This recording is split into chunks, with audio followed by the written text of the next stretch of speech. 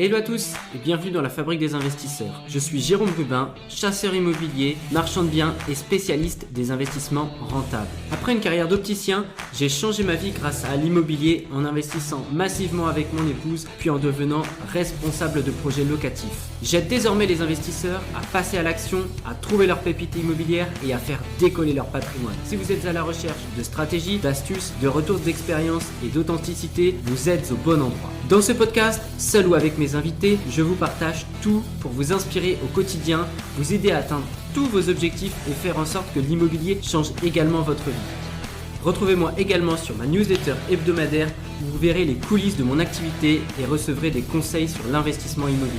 En bonus, lors de votre inscription, recevez mon e-book Dénicheur de pépites, un véritable guide pour trouver votre bien rentable même si vous partez de zéro. Allez, c'est parti pour le nouvel épisode du jour. Hello les amis et bienvenue dans ce nouvel épisode de la Fabrique des investisseurs. C'est Jérôme, je suis trop content de vous retrouver aujourd'hui pour un nouvel épisode. Donc déjà j'espère que vous allez toutes et tous très très bien en ce début d'année, que vous avez écouté mes 2 précédents épisodes où je vous présentais mes meilleurs vœux pour cette nouvelle année. Donc voilà, aujourd'hui on va faire un petit podcast plutôt axé débutant. Voilà, donc si tu es un fidèle auditeur depuis plusieurs années, si tu es déjà passé à l'action moult et moult fois, je ne suis pas sûr que ce soit l'épisode qui te plaise le plus. Néanmoins, si tu démarres dans l'immobilier et si tu t'intéresses à ce sujet, eh bien écoute, ça devrait te plaire. Donc, il faut savoir déjà que quand on démarre en immobilier, c'est normal d'avoir des doutes et de se poser plein de questions. C'est justement le thème d'aujourd'hui. On va voir ensemble les principales questions que se posent les investisseurs débutants en immobilier. Donc, il y a certaines questions qui reviennent souvent et c'est justement celles que nous allons aborder aujourd'hui. Donc voilà, si tu es débutant ou si tu hésites encore à investir, je pense que vraiment que cet épisode, il est fait pour toi. Donc je vais essayer justement dans cet épisode de répondre aux principales questions que je peux entendre, que ce soit sur les réseaux, dans des soirées de copains, dans des soirées investisseurs, afin de t'aider, de te guider et surtout de te rassurer. Donc voilà, si cet épisode te plaît, n'hésite pas à la fin, encore une fois, à me mettre une petite note 5 étoiles sur la plateforme de ton choix, ce qui m'aidera fortement à référencer ce podcast qui a bientôt 4 ans. Voilà, courant janvier, je n'ai plus la date exacte. Je vais fêter les 4 ans du podcast. 4 ans déjà que je suis derrière ce micro à partager mon passion et mon expertise pour l'investissement immobilier et d'une manière générale l'investissement. Je ferai sans doute un épisode anniversaire d'ailleurs. Donc, tu découvriras ça dans les prochaines semaines. Donc, la première question que j'entends souvent et que les investisseurs qui démarrent posent, c'est par où commencer quand on veut investir. Par quoi on commence ? Parce que oui, l'investissement immobilier, c'est très vaste, c'est un large sujet et il faut commencer par se poser les bonnes questions. Donc, les premières bonnes questions, c'est quoi ? C'est analyser sa situation personnelle. C'est quoi ton budget ? C'est quoi ton épargne ? Quelle est ta capacité d'emprunt ? Quels sont tes objectifs à court, moyen et long terme à travers l'investissement immobilier ? Donc ça, c'est la première chose. Première des choses, c'est on fait un petit peu un audit de sa situation personnelle. Ensuite, on fait quoi ? On va venir se former. Avant de foncer, il faut prendre le temps de lire, d'écouter des podcasts comme celui-là, ou bien de suivre des accompagnements et des formations, car la connaissance va te permettre de réduire fortement ton erreur. Comme je le dis tout le temps, se former, c'est finalement réduire le risque, s'entourer d'un expert qui va pouvoir résoudre tes problématiques. Tu réduis ta zone de risque, tu augmentes ta zone de confiance et c'est vraiment un cercle vertueux qui est en plus exponentiel. Donc vraiment, moi je pense que je ne compte même plus les milliers, voire dizaines de milliers d'euros que j'ai mis dans la formation. Et à chaque fois, cette somme investie sur moi-même a été récupérée, mais x5, x10, x20 en fonction des sujets. Donc voilà, primordial selon moi de te former. Donc, la première étape concrète, c'est quoi ? C'est apprends à te connaître, augmente ton niveau de connaissance, de compétences afin de comprendre tous les tenants et les aboutissants et pour pouvoir ensuite passer à l'action. Alors, une autre question qui revient très souvent, c'est faut-il investir près de chez soi ou à distance ? Donc, il y a plusieurs avantages et plusieurs inconvénients à l'un ou l'autre. Moi, j'ai un avis tranché que je te donnerai juste à la fin. Donc investir près de chez soi, l'avantage c'est clairement la gestion. La gestion du bien, c'est beaucoup plus facile au quotidien quand tu as des merdes à gérer à droite à gauche. Moi j'ai un appart que j'ai en gestion à Rennes, donc il faut savoir que moi je fais toutes mes gestions moi-même déjà. Toutes mes gestions locatives, je les centralise moi. Et après, en fonction des endroits, j'ai des process, j'ai des personnes sur place qui me permettent également de m'épauler parce que sinon ça deviendrait compliqué. Mais voilà, plus le bien est proche de chez toi, plus c'est facile à gérer personnellement déjà, il faut le savoir. L'avantage également d'investir proche de chez soi, c'est pour les visites. Tu vas voir que sur un démarrage, tu vas bouffer de la visite, c'est beaucoup plus facile d'aller faire une visite quand c'est à 20 ou 30 minutes de chez toi, plutôt que de taper 2 heures de route qui va te demander beaucoup plus de temps, beaucoup plus de fatigue et beaucoup plus d'organisation. Donc c'est la même chose, la même réflexion également sur la partie travaux. Quand tu dois faire toi-même un suivi de chantier ou que tu dois aller contrôler toutes les semaines la bonne avancée, tu as vite fait de bouffer du temps sur la route et bouffer beaucoup de fatigue. Un des inconvénients à investir proche de chez toi, c'est que le marché local n'est pas forcément le plus rentable.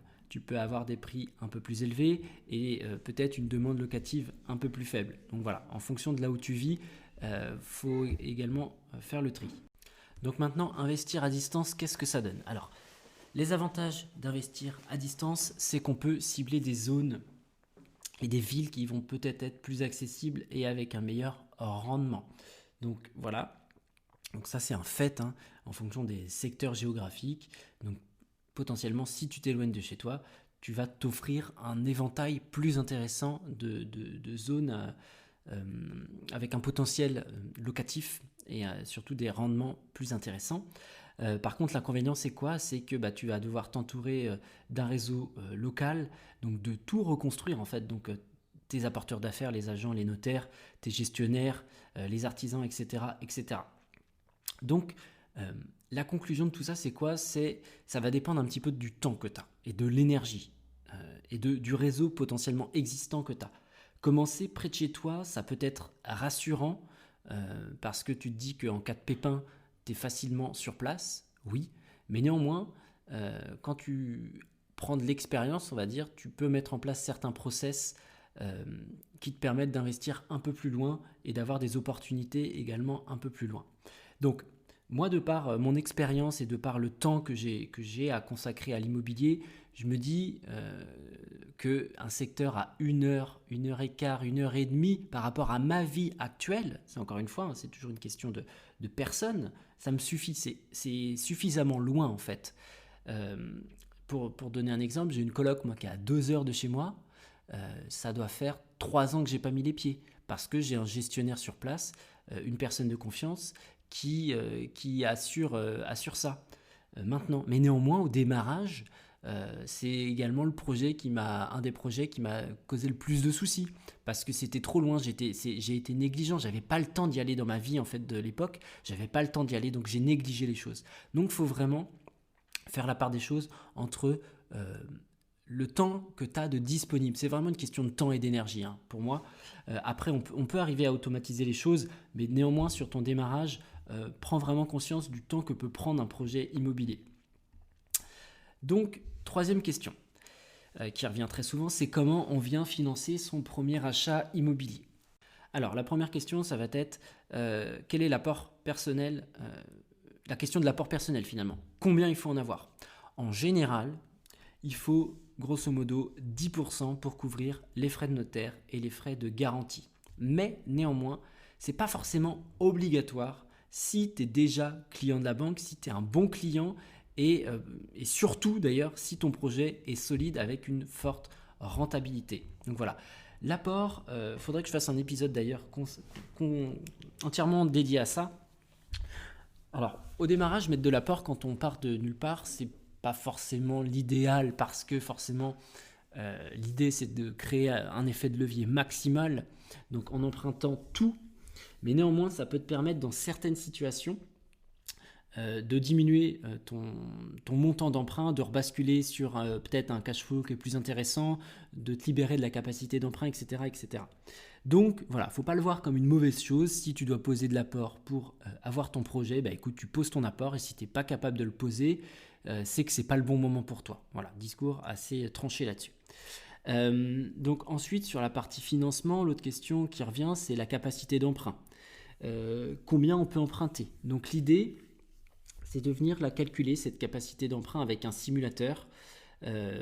Faut savoir qu'aujourd'hui, les normes fixées par le HCSF, le taux d'endettement maximal, il est de 35%, et qu'il peut y avoir parfois des dérogations. Tu as 20% des dossiers qui peuvent passer à la trappe, mais que dans ces 20%, tu n'as que 10 ou 15 ou 20% de projets sur du locatif, le reste c'est sur de la résidence principale. Donc il faut vraiment avoir un excellent dossier pour passer au-delà des 35% d'endettement. Donc l'idée c'est quoi? C'est peut-être de demander l'avis auprès de différentes banques pour maximiser un petit peu tes chances. Tu peux déjà dans un premier temps juste faire une simulation en ligne, hein, ça suffit. Donc voilà par rapport à la capacité d'emprunt. Le financement de ton bien immobilier, l'idéal, et c'est la magie de l'immobilier, c'est qu'on va utiliser l'argent de la banque. On va utiliser ce qu'on appelle l'effet de levier pour générer du patrimoine et des revenus passifs. Donc tu empruntes un maximum pour pouvoir t'enrichir. Et donc ça, c'est la magie finalement de l'investissement immobilier. J'ai déjà eu des clients par le passé qui ont acheté cash des biens. Alors moi, je trouvais clairement que c'était une hérésie. Tu touches un héritage, tu as 150 000 euros, bah boum, tu achètes cash un appart. Mais putain, mais quelle connerie en fait. Si tu avais mis 3 fois 30 000 euros d'apport, 5 fois 30 000 euros d'apport, bah, tu aurais pu faire 5 projets incroyables plutôt qu'en avoir un. Bon bref. Donc voilà, quand on finance son bien grâce à l'effet de levier en mettant potentiellement de l'apport et en estimant bien sûr sa capacité. Une autre question qui revient très souvent, c'est quel type de bien je choisis pour mon premier investissement immobilier. Et je pense finalement que c'est aujourd'hui ce qui tiraille le plus les investisseurs qui démarrent. C'est comme je le dis souvent en fait, hein, sur les réseaux ou à travers ce podcast, on a aujourd'hui ce qu'on appelle le syndrome de l'objet brillant, où en fait on nous expose tellement de stratégies, tellement de façons d'investir qu'on s'y perd. Chaque stratégie évoquée, on a l'impression que c'est la poule aux œufs d'or, qu'on va devenir riche comme Crésus, que ça va être incroyable. Et en fait, c'est, comme dirait l'autre, c'est de la poudre de perlimpinpin, tout ça. Hein, il n'y a pas de projet miracle. Il y a des stratégies qui sont certes plus lucratives que d'autres, mais il faut vraiment voir si ces stratégies-là sont faites pour toi. Donc, je vais te détailler 2-3 petits trucs là. Qu'est-ce que tu peux acheter? Alors, tu peux peut-être acheter une petite surface, un studio, un T2. L'avantage quand tu démarres, c'est que forcément, c'est moins cher à l'achat. C'est des projets, surtout le T2. Le T2, c'est un produit universel, universel. Un produit partout en France, un T2, ça se louera partout. C'est hyper facile à louer, c'est vraiment idéal pour débuter. L'inconvénient, c'est que tu as souvent une stratégie qui est plus faible, une rentabilité qui est plus faible que d'autres stratégies.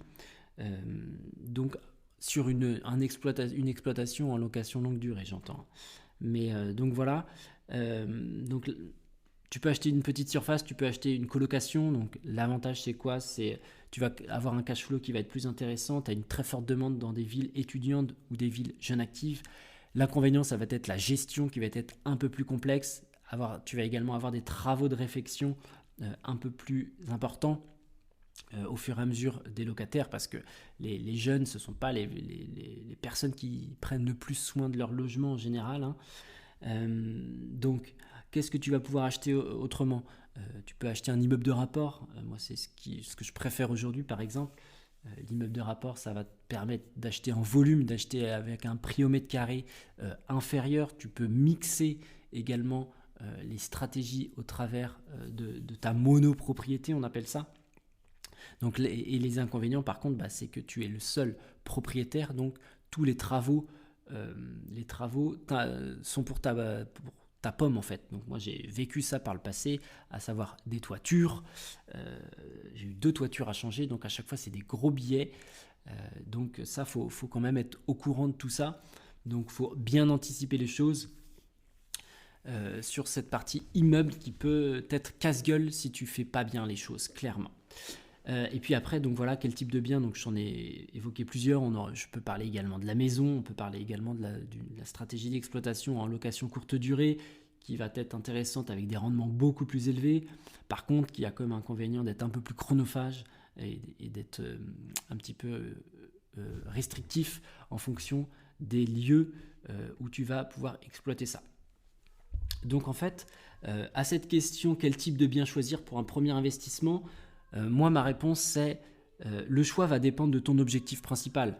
Est-ce que tu veux du cash flow? Est-ce que tu veux te constituer un patrimoine? Est-ce que tu veux... quel temps tu es prêt à mettre aussi? Quelle prise de risque tu es prête à faire? Donc voilà, toutes ces questions-là, en fait, sans ces questions-là, tu ne pourras pas trouver le bon investissement. Alors ensuite, cinquième question qui revient souvent, c'est quels sont les risques à prendre en compte? Alors les risques à prendre en compte, oui, investir dans l'immobilier, ça demande une prise de risque, forcément. Et c'est pour ça que c'est pas fait pour tout le monde, parce qu'il y a des gens qui sont pas OK avec ça. Moi, dans mes proches, j'ai plein de personnes, ils veulent pas prendre de risques. Ils sont bien dans leurs petites pantoufles, et ça leur va comme ça. Mais par contre, ce sont les premiers à se plaindre en se disant « Ouais, mon travail, ça se passe pas bien, tout ça. » Et qu'ils auront jamais de porte de sortie parce qu'ils sont pas prêts à prendre des risques. Donc en fait, les risques, il faut les considérer, il faut les comprendre, mais il faut surtout apprendre à les maîtriser. Donc les différents risques, ça peut être quoi? Ça peut être de la vacance locative, ne pas réussir à louer un bien rapidement, ou bien avoir un turnover, une vacance entre deux locataires qui est trop importante. Donc pour ça, il faut vraiment bien analyser le marché locatif local. Un autre risque, ça peut être d'avoir des charges et des travaux imprévus. Donc ça, voilà, ça c'est toujours à anticiper, prévoir une enveloppe pour les imprévus dans ton budget. Ça peut être également avoir une mauvaise gestion locative, où tu n'es pas bon là-dedans, ou alors tu fais appel à un professionnel qui n'est pas bon là-dedans. Donc toujours bien comprendre les choses et voir également où est toi ta valeur ajoutée.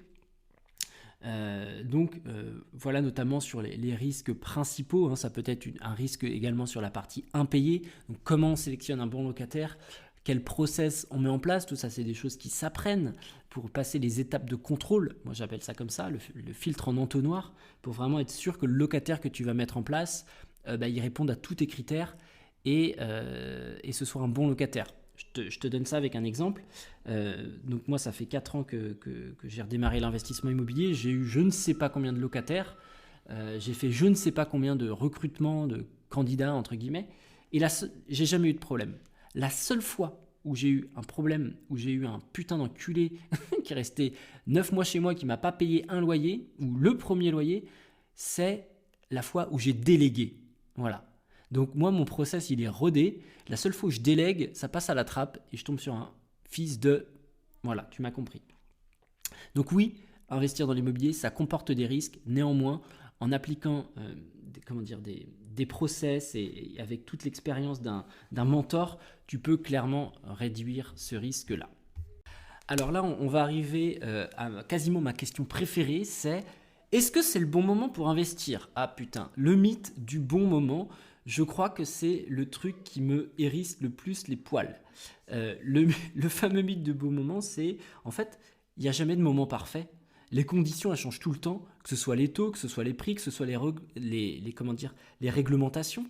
Mais ce qu'il faut juste comprendre, en fait, c'est que les opportunités, il y en aura toujours aux personnes qui savent les voir. Donc ça, comment on fait pour les voir? Faut apprendre, faut se professionnaliser, faut se former finalement et monter en compétences. Mais néanmoins, la logique, c'est quoi? C'est le meilleur moment en fait pour investir, c'était en fait il y a 5 ans, il y a 10 ans. Parce que, in fine, moi, tu vois, pour t'illustrer ça, j'ai acheté mon premier appart en 2010, que j'ai revendu en 2021. Je l'ai acheté, j'avais 21 ans. Et c'est quasiment la meilleure décision financière de ma vie. Parce qu'en fait, sans m'en rendre compte, je savais que je faisais une bonne chose en investissant dans l'immobilier, mais je m'en suis vraiment rendu compte en arbitrant ça en 2021. C'est que j'ai capitalisé pendant 11 ans. Le marché, il a doublé. Et en fait... à la sortie en septembre 2021, quand j'ai eu l'argent de verser sur mon compte, je me suis dit ah ouais, c'est assez incroyable quand même. Donc il n'y a pas de bon moment, il y a toujours des opportunités et il faut arrêter de se trouver des faux prétextes en fait pour pas passer à l'action.